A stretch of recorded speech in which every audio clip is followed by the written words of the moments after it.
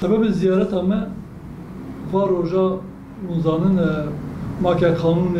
hükümet duhaze bu guherine jibona ve emji partiyen siyasi ziyaret ikin fikri xu daxwaziya xu jiwan ra dibêjin par dikin û em dibin lazim e ki ev make kanun illaki were guhertin çünkü ev make kanun rek cuntayê û têda tiştê ku jibona insanê me ne baş hene yani Kurda kabul nake, zamanê Kurda kabul nake o Müslümana dindara jî derva dihêle ji bona wî lazim e ki ev were guhertin û ji bona fayda me, ji bona fayda milletê me yani Kurda, Tirka, Araba ferq nake illa ki ev make kanun, make zakon gerek were guhertin ji bona wî em jî xebatek dikin servi xebatê em hatin ziyaretiya pakê jî me kir inşallah ta ev xebata me berdewam be. Em jî dibêjin ki ev 98 sale Komara Türkiye piştî makazagona 24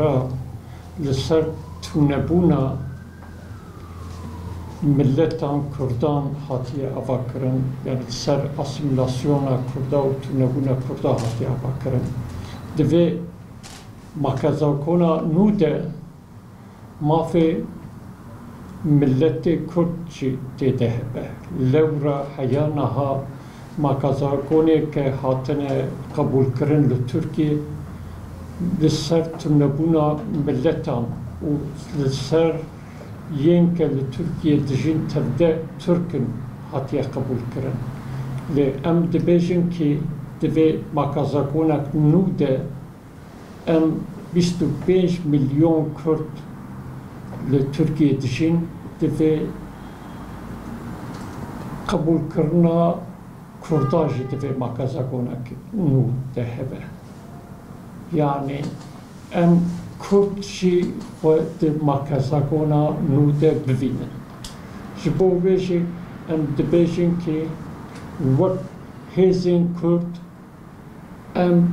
bi hevdûre pêşniyariyên xwe ji bo makazakona nû em bi hevdûre pêşniyariyê xwe ji hikûmetê ji parlamentoya re û jiyêke makazakonê dinivîsin em